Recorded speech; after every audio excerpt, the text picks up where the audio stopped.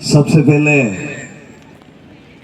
धुलाहरी की पावन धरा पर पालवी लोगों को जोहार नमन, मंच पर पुरखों को नमन। आप सबकी जय। समय कम है, वक्ता ज़्यादा है, इतनी देर से आप बैठे हुए हो, थोड़ा सा जोश भर देते, नारा लगाते। जय जोहार का नारा है, थाकी की वो लागे हमें।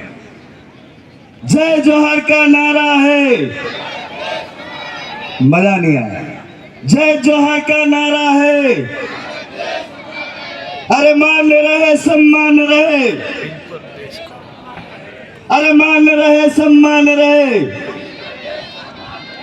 धन्यवाद संचालन करता।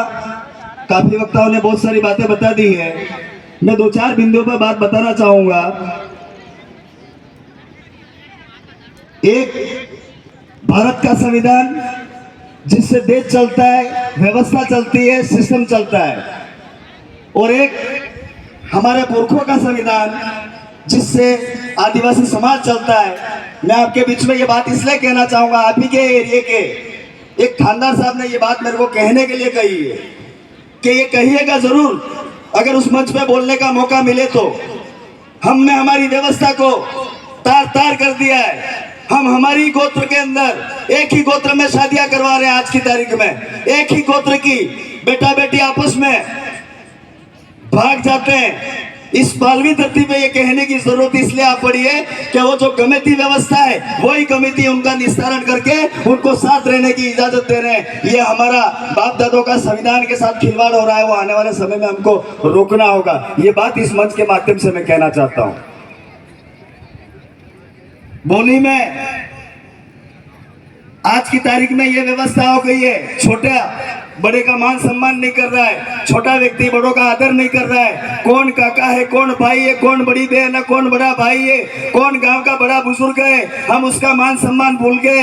ये व्यवस्था हमने छोड़ दिए। इन्हीं व्यवस्था को ठीक करने के लिए ये पुनः चिंतन शिविर शुरू किए। इस चिंतन शिविर में जितने भी भाई आए हो, आज ये बात यहाँ से गांठ बांध करके जाइएगा कि कम से कम अपने परिवार से छोटे बड़े का मान सम्मान करवाना शुरू करवाइएगा। ये आपसे निवेदन है। शिक्षा की व्यवस्था हम मंच पे खड़े होकर के, चाहे वो जनप्रतिनिधि हो, चाहे कोई भी हो, सामाजिक विचार रखने वाला व्यक्ति हो, एक्टिविस्ट हो, वो बात तो रख देता है, लेकिन शिक्षा की व्यवस्था के अनुरूप वो जहाँ का रहने वाला है, वो जिस गांव का है, उस गांव की स्कूल की व्यवस्था किस प्रकार की है, उस स्कूल में बैठने के लिए बच्चों की व्यवस्था ढंग की है कि नहीं है, वहाँ टीचर बरोबर है या नहीं है, वहाँ पढ़ा रहे नहीं पढ़ा रहे, ये हम देखना ही नहीं चाहते, हम जाना ही नहीं चाहते। हम तो मात्र नेता बनना चाहते हैं, इसके अलावा हमारे पास में कोई काम नहीं रह गया है। हमारा विरोध पिछली थोड़ी देर पहले सभी भाइयों ने एक आदमी का नाम लिया, मैं नाम नहीं लूंगा क्योंकि मन्नारा होने की तैयारी में वो आदमी, ऐसा मुझे लगता है। मैंने तो फेसबुक पे पोस्ट डाली है, आप लोग थोड़ा सोचिए, डरने का जरूरत नहीं है। रिश्ते में मेरा मासाजी होता है वो, और उनका साले साहब एक यहाँ बैठे जो मेरे मामा होते हैं। इन्होंने तो एक दिन कहा था जिया जी को बुला के कूट देते हैं। मैंने कहा मामा थोड़े दिन शांति रखो, आना तो समाज की व्यवस्था पे ही है और जाजम पे ही है, जाएगा कितने दिन दूरी है। तो मैं तो ये कहना चाहता हूँ, जितना विरोध करे इतना करने दो। हम हमारे रास्ते को भटका नहीं सकते, हम हमारे विचार को आगे ले जाना चाहते हैं, इस विचार को जिंदा रखना चाहते हैं। वो अनर्गल बयान दे करके तुमको उलझाना चाहते हैं। और आने वाले समय में पंचायती राज के चुनाव आने वाले हैं, आप समझ नहीं पा रहे वो क्यों उलझा रहे हैं। आपको भटका करके जो प्रथम सीढ़ी है, उस सीढ़ी से आपको भटकाना चाह रहे हैं वो। आने वाले पंचायती राज की बात लास्ट कह करके मेरी बात को विराम दूंगा। तकरीबन 3800 ग्राम पंचायत इस शेड्यूल एरिया के अंदर है। उसमें यहाँ विधायक महोदय बैठे हुए हैं, सांसद महोदय हमारे एक जीत करके दिल्ली गए हैं।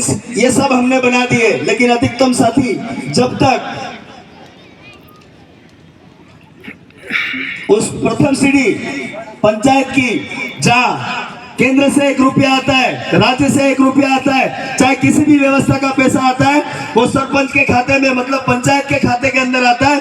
आप यहाँ जितने भी बैठे हो, जिस जिस गांव से आए हो ये प्रण करके जाओ, ये विचार बहुत आगे लेकर के जाना है। आपके विचार का व्यक्ति अगर पंचायत में बैठेगा तो ये विधायक, ये सांसद और ये व्यवस्था आगे चलेगी और बहुत अच्छी मजबूती मिलेगी। मैं आप सबसे निवेदन करना चाहता हूँ, पुनः अपने पुरखों का मान सम्मान करिएगा, इस व्यवस्था का मान सम्मान करिएगा, इस विचार को आगे ले जाइएगा, बहन बेटी का सम्मान करिएगा, बड़ों का सम्मान करिएगा। ये व्यवस्था जो पुरखों ने दी है, उस व्यवस्था को आगे बढ़ाने में हम जैसे भाइयों ने बहुत समय दिया है। कांति भाई हमारे बीच में बैठे हुए हैं, इस व्यवस्था को आए दिन आगे ले जाने के लिए रात दिन एक कर रहे हैं। दादा हमारे बीच में आज नहीं आ पाए कुछ कारणवश, वो अगर होते तो वो उनकी बात रखते। आप सब ने हमें यहाँ बुलाकर जो मान सम्मान दिया, बोलने का मौका दिया, उसके लिए बहुत बहुत धन्यवाद। आने वाले समय में खुश रहिएगा, आबाद रहिएगा, जहां भी रहो अपने बच्चों का ख्याल जरूर रखिएगा। एक लास्ट मेरी बात है जो कह देना चाहता हूं, आपके जितने भी बेटे और बेटियां हैं और बेटों को जितनी महंगी महंगी मोटरसाइकिलें लेकर के दी है आप लोगों ने, वो सुबह उठ करके उस मोटरसाइकिल का जो एक्सीलेटर होता है वो इस तरीके से तेज करके जाते हैं। मुझे ऐसा लगता है वो कौन से ऑफिस जा रहे हैं वो समझ में नहीं आ रहा है, या विधानसभा जा रहे हैं, लोकसभा जा रहे हैं, कहाँ जा रहे हैं वो समझ में नहीं आ रहा है। इतनी तेज बाइक चलाते हैं और आपस में बाइक का एक्सीडेंट, इतना चौड़ा रोड है फिर भी बाइक से बाइक एक्सीडेंट होकर के मर रहे। मैं आप सब भाइयों से निवेदन करना चाहता हूँ, अगर घर में इतनी महंगी मोटरसाइकिल ला रहे हो 4-4, 5-5 लाख की, तो कम से कम 2-2.5-3 हज़ार का एक हेलमेट जरूर ला करके देना। क्रियावरों में तो हम बोलते ही रहते हैं, लेकिन आज ये मंच मिला, इस मंच पे मैं आपसे निवेदन करना चाहता हूँ। आपने मेरी बात को सुना, पुनः आप सबका तहे दिल से शुक्रिया। आपने ये कार्यक्रम किया, आने वाले दिनों में ऐसे ही चिंतन शिविर करके हमें हमारे समाज को आगे ले जाना है। धन्यवाद। जय जोहार। एक आखिरी नारा लगवा देता हूँ, जय जोहार का नारा है, अरे मान रहे सम्मान रहे, प्रदेश का नाम रहे। धन्यवाद। जय जोहार।